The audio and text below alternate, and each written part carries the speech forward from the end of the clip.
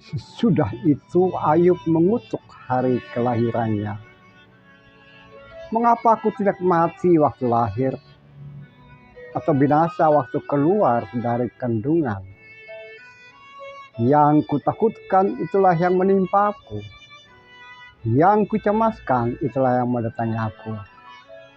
Aku tak dapat ketenangan, ketentraman, dan istirahat. Beberapa ayat dari Ayub pasal yang ketiga. Renungan kita satu hari, satu pasal dari Alkitab. Ayub pasal yang ketiga.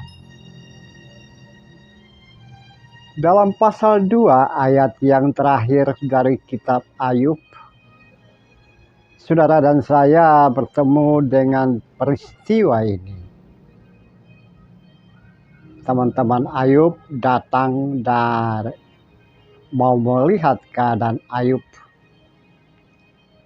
Mereka tidak sekedar berdiri dari jauh, kemudian meninggalkan Ayub.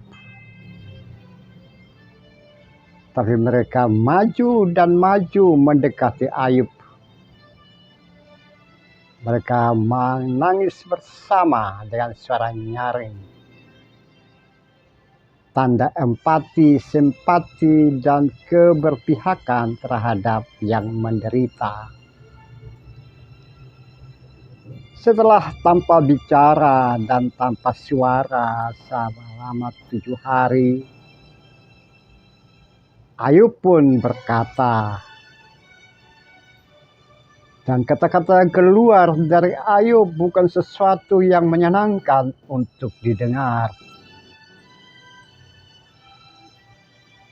Dalam derita dan penderitaan yang maha dahsyat, di hadapan teman-temannya, dia mengutuk hari kelahirannya.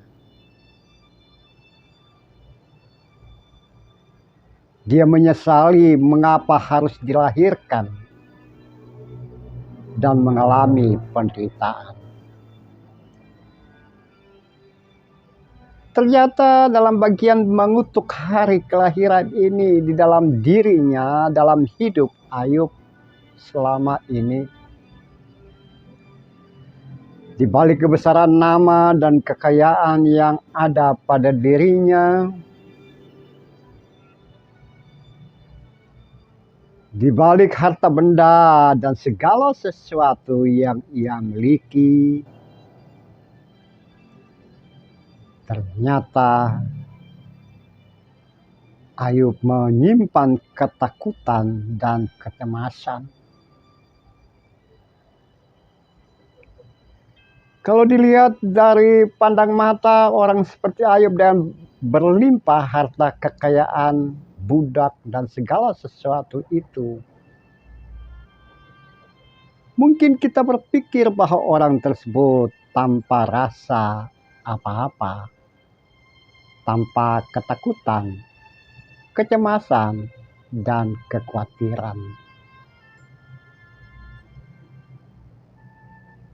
Dalam penderitaan, Ayub jujur dan berkata isi hatinya, mengungkapkan yang kutakutkan, yang kucemaskan, itu yang menimpa dan mendatangi Ayub. Sehingga ia tidak dapat tenang, tentram, dan istirahat.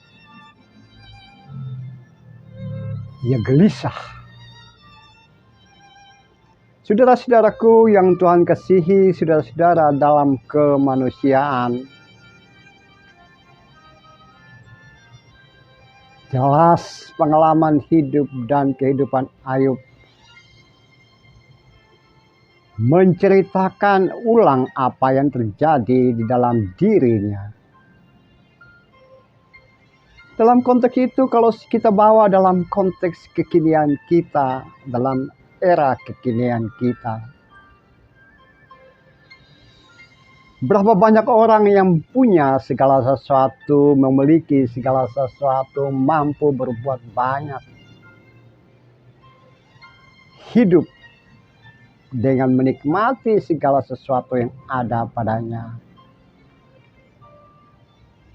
Mungkin saja orang memandang bahwa dirinya itu hidup tanpa kekhawatiran, ketakutan, dan apalah.